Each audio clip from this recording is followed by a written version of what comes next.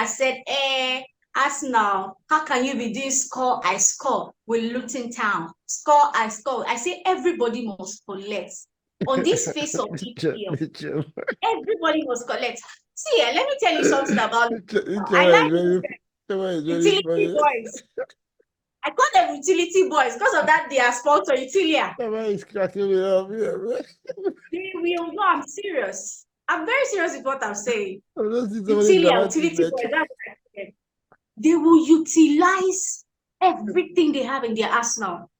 People don't even realize that those guys, their defense is good. People don't know this. There's no reason to be there. There was no reason for Wenger to be there 4 years before he left. He was past his best, and they kept him on and kept gambling with the fans and all of that. I couldn't take that shit, man. Yeah, the problem I have with you it was just very stupid, for him being there. The club would have moved forward, much faster than what we are having now. Because in this football is a sport that is, merciless. Nowadays. It's ruthless. I know. No, but my problem with you that time was it's not about being objective. It's about supporting your club, regardless of who is the coach. If you're a fan, you're a fan. That's for me. Why the game is going, support the team, but you can talk anything you want to say. Once that whistle blows, I mean, you have to support your team. There's nothing wrong. There's nothing. I like us now. I love them to do well. I love them to do well. But what people are also saying, fans have voice, and when they start, making all those calls and talking, they have a way of listening. But Wenger and the board at that time, they were very stubborn. No, but what I would say is I think it looks like Arsenal suffered that extension of Wenger staying, and that's what we are benefiting from now. You remember when Wenger was leaving, he said he left the club in a very good financial position. I think there was focus to do something. There were things going on behind the scene to solidify the financial situation of the club that fans were not seeing, because the club was being prepared to go the long haul. Look at all the competition Arsenal has faced with Chelsea's funds, with mancity, with Liverpool, and now without those injection of funds, Arsenal has still managed to compete. Now Arsenal can sign players with big money. I don't think Arteta did it. I think that's a result of all the job as Wenger did behind the scene while we are suffering drought of winning trophies. So somehow the club also benefited from him, continue staying in the club. Well, let's start. Fancy TV, welcome back again to Radio Football Show. It was an intriguing weekend. Some very fascinating games. It started with Aston Villa trying to join the league of big boys, topping the league by Christmas, but unfortunately it was an opportunity that they could not take. I remember telling Chioma and Ugum in the last episode that you'll be surprised that Sheffield United will shock Aston Villa. That we saw on Friday. Of course, Saturday Liverpool played with Arsenal Anfield. We saw United lose to West Ham as well last weekend, and of course Chelsea suffered defeat in the hands of Wolves today as well. So let's look at how these games panned out. Let's get Aston Villa out of the way quickly. Ugum, let me start with you. What did you make of that game, of that result? Well, it's not easy to be at the top. It's easy to be the underdogs fighting and coming up and everybody's hailing you. But when you get to that level where the results are expected every week, then it's a different ball game. So that's what we saw with Aston Villa. They faced the low block, perhaps for the first time this season, where the team were bent on making sure that Aston Villa couldn't score against them. And Sheffield United almost escaped with the 3 points up until almost the last minute of the game. So yeah, Aston Villa should get ready. That's what it is in the EPL.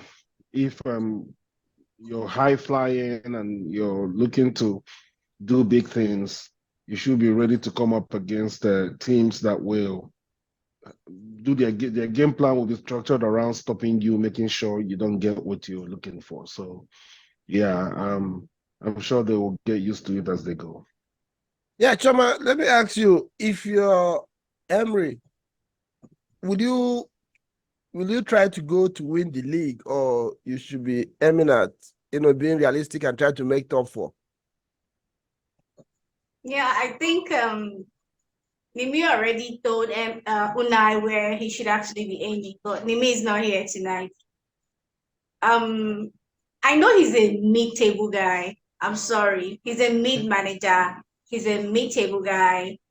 He can do the whole underdog thing, for people that are ready to buy it. But I know where he belongs. If I were Unai, I'll be comfortable being in the top 5.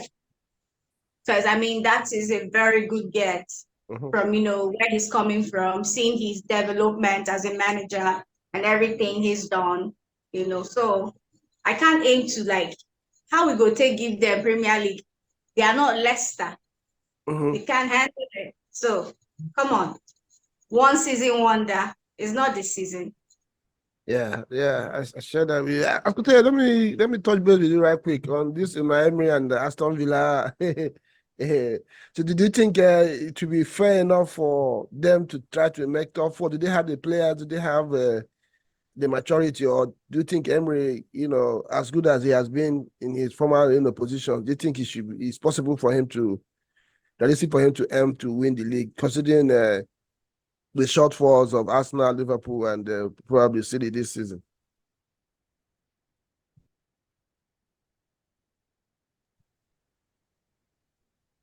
We are doing projects those days in school.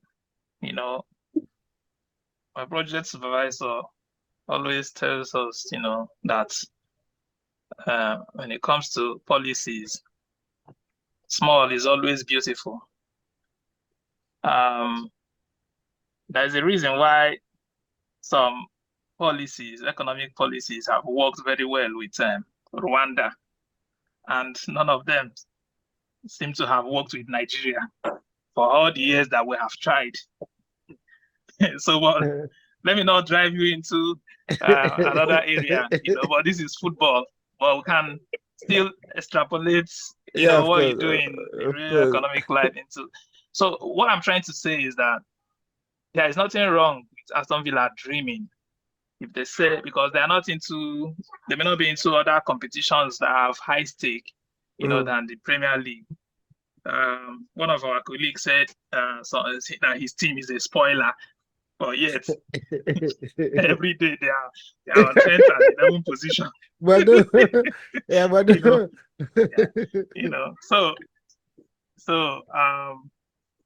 Aston Villa can keep doing what they are doing, and getting their points, picking up points they'll have to lose points at some time, and in some games, whether this boy. All right, be happy. Sorry, let's go sleep. Sorry. Yes, sir.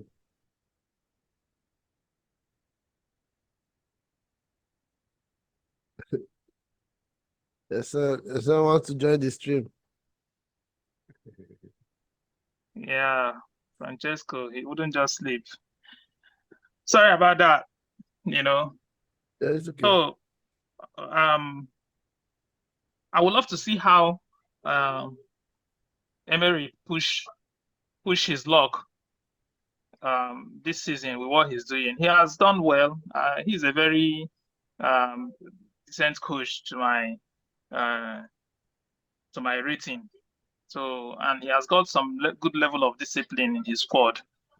So, and that is the only thing for some squad what they need to succeed. We saw how Ranieri did it when he was at Leicester, and nobody gave him a chance, and games were coming and going, and we're all busy watching. It's just like those days, Ibori in Delta State, they watch him, they go, they watch him, they go, they watch him, they enter. So they have every right to dream. It's one game at a time. That's what Premiership is. It's a marathon. It's not like Champions League that just before you know it, you are at the final. So it's more difficult. They limit focus. If they need to have a tunnel vision of what they want to do, and if it's the Premiership, they want to dream, to be up there, contending with the big boys, the Liverpools of this world, the Manchester Cities, and the Arsenals. So they will have the resources to put up a fight. So I don't see. And nobody should write them off at this stage. I mean, the season is half gone, and they are there. Yeah. So for me, people should reckon with what they have achieved so far and give them their flowers for now. Yeah, I hear you. I hear you. I mean, I think I'm with you on this one because looking at the squad in the last 2 transfer windows, Aston Villa has recruited very well. Though you can say some of the players, as good as they are, probably haven't been at the top end of any competition. But like Jude said, half of the season is gone. This is another half. If they can be there after 17 or 18 games, then what says that they cannot be there the next 18? If they win 7 of the next 18 games or 8, probably get 2 or 3 draws. They're in there. There's nothing wrong with dreaming to win the league, but for me, realistically, I think top 4 might be it for them. And I think they should avoid what happened to Arsenal last season. They should just enjoy the ride.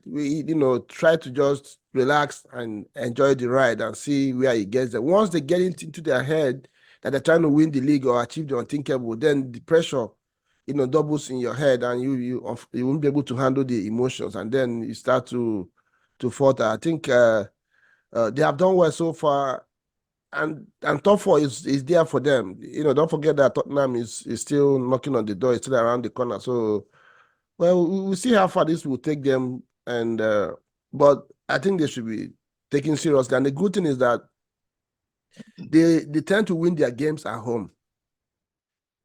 If you look at their results in this first half of the season, they almost win all their games at home. And once you do that, you give yourself a chance, because obviously you're going to pick 1 or 2 wins away from home and then draws. Before you know it, you are in the discussion. So let's see how that goes. Then again, another interesting result over the weekend was West Ham and Manchester United. I remember we previewed that game, and I said that I wouldn't want to watch that game. For me, in my mind, it looked like a game that would not be interesting at all to watch, considering how the 2 teams are doing right now. I remember saying it was going to be a game of stay in your half and stay in my half. Let's see who's going to come out first. And eventually, I think that's how the game turned out, and it was a very drab game, though West Ham managed to craft out 2 goals. So the question now is, let me start with you, Ascote. Should United just let Eddie Howe go now?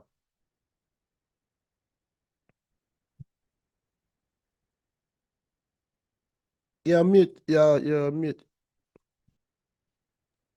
Sorry, I just heard this afternoon that Sir Ratcliffe has bought 25% stake in United. That's about 1.5 billion pounds or so. So if that story is true, there's a lot of baggage in the squad, and for a squad that is having such a big performance, just like how do I rate the performance? It's like they're under a spell, one way by day and another by night, just like Chelsea. They win one today, they flip-flop the other. And when they lose games, it's so annoying. It's so annoying. I'm saying this from the point of view of somebody that watch football. When you think people can, there's a way you lose a game, and nobody will query you and say, hey, you didn't turn up, at the office. you know, but games are won and lost. Exactly. But some games, the way Chelsea and Man United lose games, they are very, very, very annoying, you know. And when I talk to these fans, I wonder, I cannot cry more than the bereaved, but I really don't know what is going on in the head of the coach, especially at United. He keeps bringing in new players, changing, tweaking things each match. I mean, how do you? I mean, for me, I believe that he's having a trust issues with the players, and there's it looks like a dressing room that is so you know, that have factions. There's a lot of division in the dressing room, you know. So the coach is going for broke, doing everything he is doing, you know, basically because or probably because he has the backing of, you know, the management, you know, to some extent. But sacking him will be, I'm not sure this management is going to do that. I'm not sure they're going to do that, but they may be forced if by January they cannot, you know, go on a streak of at least 3 or 4 games. You know, they are not in a very bad position, if you ask me, but they have the quality to do better, you know, in that squad. So, but somehow a lot of players who are not turning up, you know, on games, and they keep losing games that are winnable. Yeah, sorry to cut you short right there, but the interesting thing is that majority of the players in this squad are players that Eddie Hag brought in. So let's even assume he's having issues with the squad. At least he can rally around the troops that you brought in. One will believe that players like Casemiro, Amrabat, Hoyland, Anthony, Hernandez, you know, all these players are players that he brought, and probably would have sold the project to them before they came to the club. So obviously he should be able to at least start from these guys and get. But even the players that he brought, they're not having the best of times in the team. I mean, United is running on, like you said, the problem they have in this season is that they either lose or win. They don't draw games. As of today, United has lost 13 games so far in the season. This is ridiculous. In half of the season, you've already lost 13 games. You know, and they said the last time this happened was 1930. And you know, they've now gone 4 games without scoring a goal. Between Rashford, Hoyland, Anthony, you know, so I don't even know where to start with with this one. Is really interesting, and just like the same issue I have with Chelsea and Poch, you can't even see one thing you will say, okay, this is what Eddie Ten Hag has done. You know, you can have several problems, and you focus on one can say, okay, yeah, this guy has managed to implement this policy or this strategy or this has managed to have this impact. Okay, let's move to the next one. But there's nothing. It's not showing that as if there is any progress the team is making in any aspect. Chioma, I don't know. What do you make of this result? Do you expect West Ham to win the game? And you know, what's your view about United right now? I mean, while I was watching that game, I couldn't run my mouth because my younger brother was seated next to me, and I did not want to argue. And he's a United fan. Yes, I was like, what's happening in this people's game? I was just being quiet and calm before I make the young man angry. So I actually watched that game from start to finish, and it was a ball of like people running lost. You know, like you're just kicking the ball around, like without no purpose. You're not kicking the ball with purpose. You're just kicking ball. Okay, today they said we should come and play Moyes. So, and you know, Moyes now we have to turn up. Moyes used to be with us. Let's come and show you who the boss is. At the end of the day, it was a complete mess. And I asked my younger brother, I was like, so what are you guys doing? He said, can't I see? I wanted to complain about Bruno, by the way, because I have this thing that any game Bruno plays and, wears the captain handband, because he's not convincing for me as a captain, by the way. I think his energy is always off. He's always the first person to be pissed off. He's always the first person to force, he forces a lot for someone who's a captain who knows that his energy can control the game. He says, oh, Bruno is the person that's been making sure that there are passes. And I'm like, passes that won't get you anything. What kind of passes? What is it doing? And again, Anthony is back again. I cannot understand. Rashford has changed the color of the top of his hair to what are we doing? What's happening? So, nobody taking responsibility. Not it's not only Rashford when you see Saka. Oh no, Saka changed the color of his hair now. He couldn't play ball against Liverpool. Wow. Eh? Did you see the way they were picking that boy around?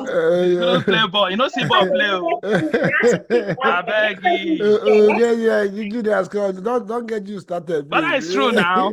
And we'll get there. Saka changed the color of his hair, and for me that was the worst game he has had this season. We'll get there. What is in fact, let's not go there. If this guy chases you from one corner, what's his name? Alex. That they are defender that I don't trust. I don't know what's running up and down. Let's not go there. But I'm just saying that Manchester United are playing lost. They don't have, in fact, they act like they don't have anything at stake. Because they think like last season, they are just going to turn up and then qualify for Champions League and go there and embarrass England again.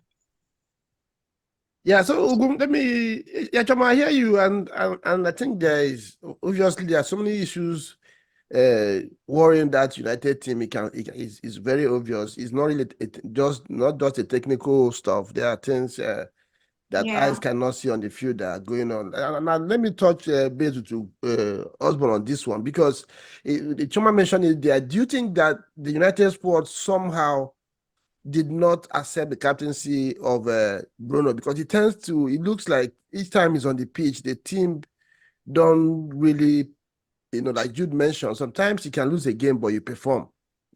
Coaches always talk about performance. It looks like anytime that young man is on the pitch, it tends to be, sometimes he bails the team out with a penalty or free kick or some shots outside the box, but general performance tend to go down each time he's on the pitch. Many have said is because he doesn't have the work rate himself to help the team, but it might be more than. I don't know what you feel about that. Yeah, we can only talk from what we see and what we feel watching on TV. And for me personally, Bruno Fernandes isn't anywhere close to a captain material, right? A captain is someone that is hugely popular in the dressing room, someone that's a glue that can have everybody stick together and be focused.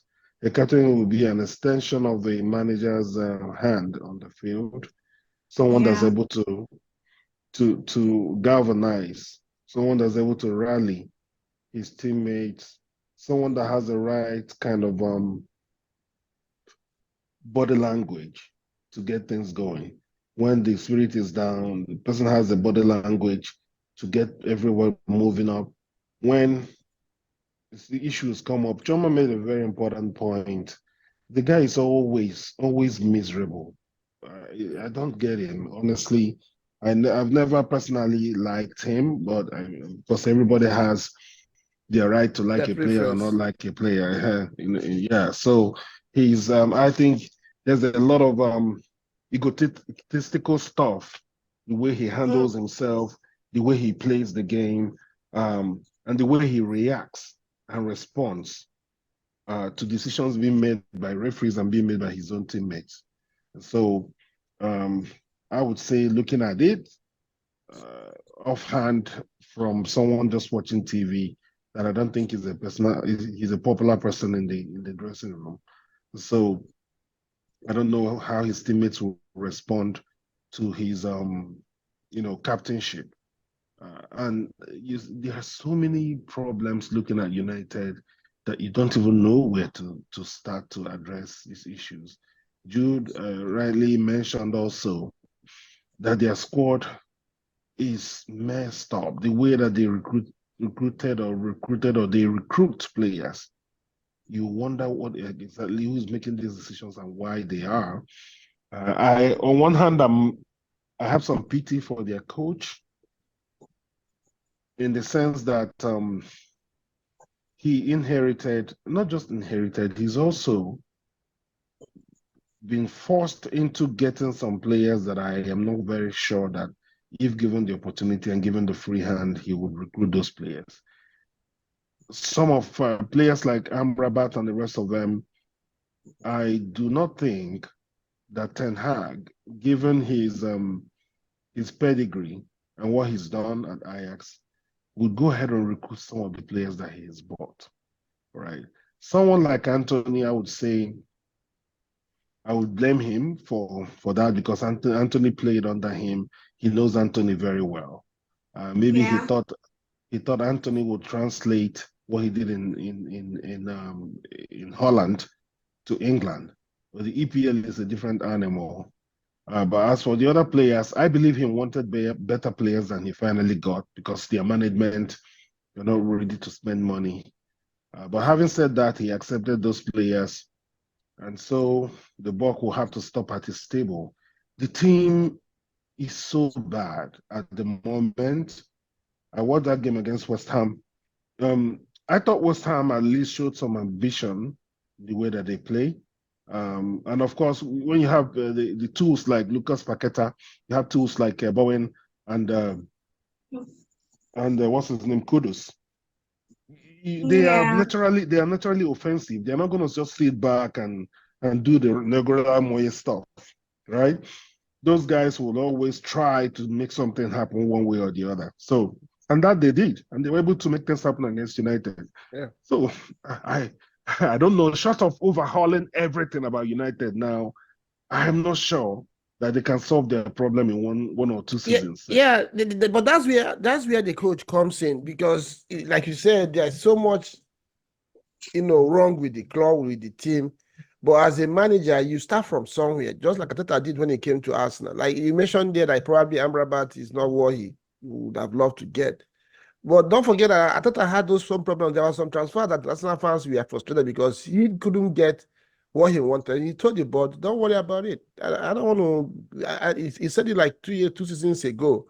And I will sign players that can really help us, or we don't sign at all. If the people we are looking for are not available, let's just do it what we have because there's no point bringing just a body that will keep us exactly where we are. And people are expecting us to do better because we sign new players, and then we even get worse. So that stops on his desk as well. If that's what happened. Look at the young man that played defensive midfield for them against West and the black bag. I can't remember his name now.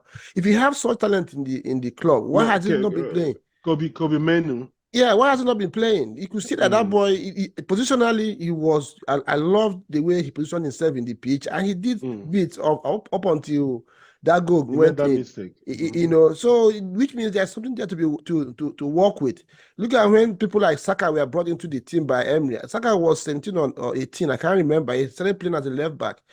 So as a coach, sometimes you have to look around and make it just focus on one thing, improve on that, and then move to they can't be dealing with everything at the same time. People like Aubameyang have always had disciplinary problems in Arsenal, but in the beginning we were not hearing it.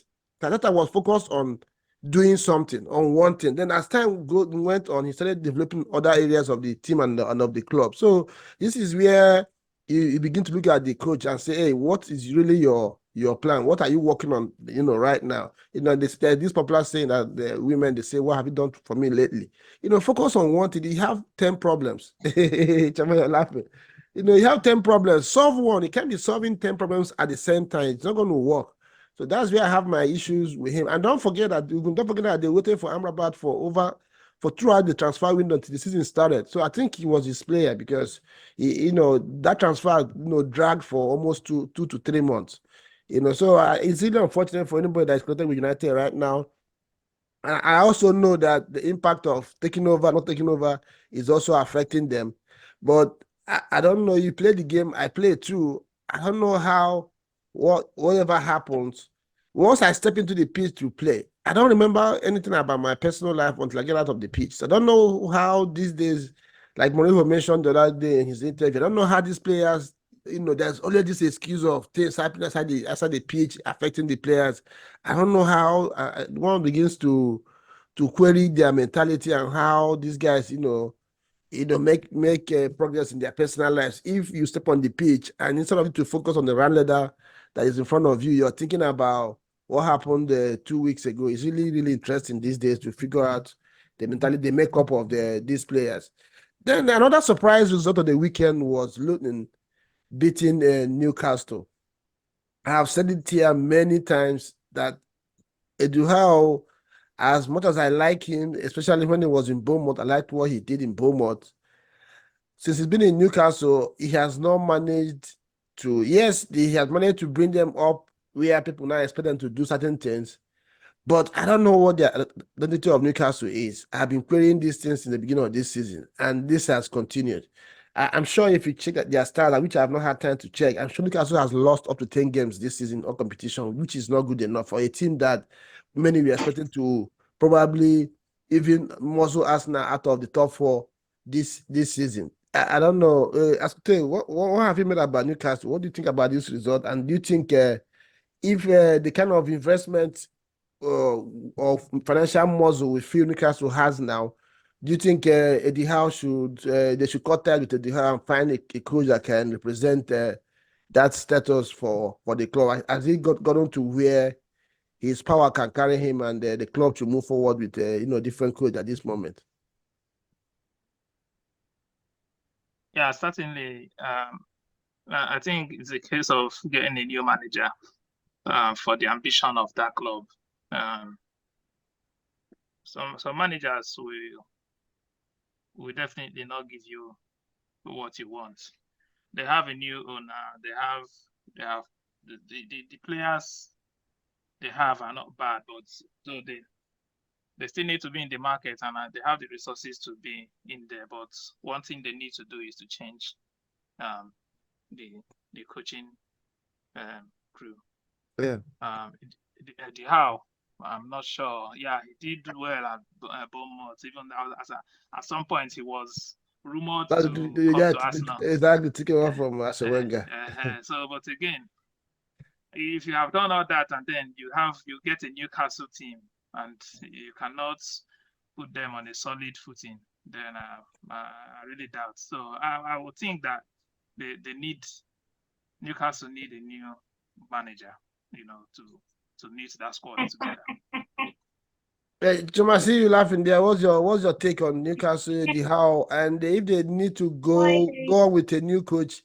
The problem now is that they have recruited a lot of players under Eddie Howe, probably which are players that he would have loved to work with, and getting a new coach, who might need a different makeup of players. If you are in Newcastle management, what do you do? Do you focus on developing a style of play, or you go with a new manager and see where he takes the club to? Well, what will be your focus? Will it be to get Newcastle among the big boys, then, or start to develop a way of playing and stick to it? Because right now Newcastle tend to turn up with different philosophy at different times, and it's not really getting them the result that they desire. I don't know what you think.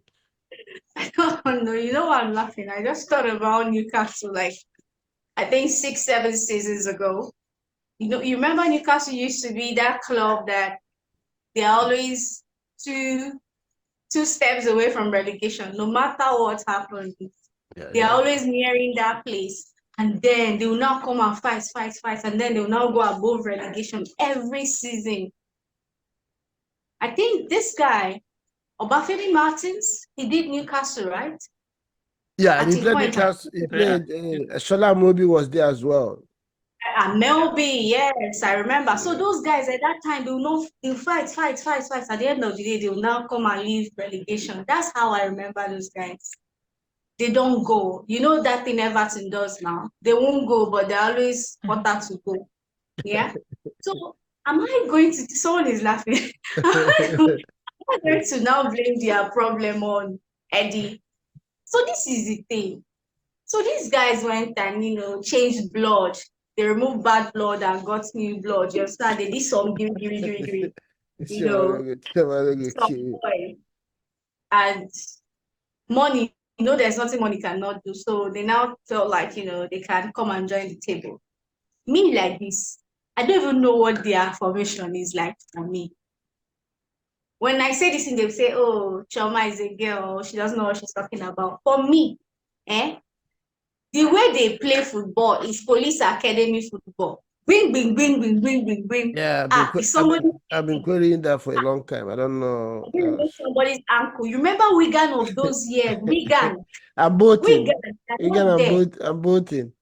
Yes, they're not there. Once they know they don't have anything at stake, but all your 11 players is either your goalkeeper is wearing helmets or your defenders, they remove their ankles.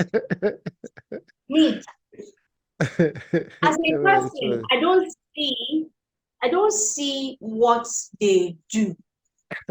Like, I don't see any special something about them. I'm sorry, but I don't see, and so I don't even think it's coach that is their problem. Because if they have one motto, buy me the tallest guys in the half of England. Aerial duels will be won, ankles will be smashed.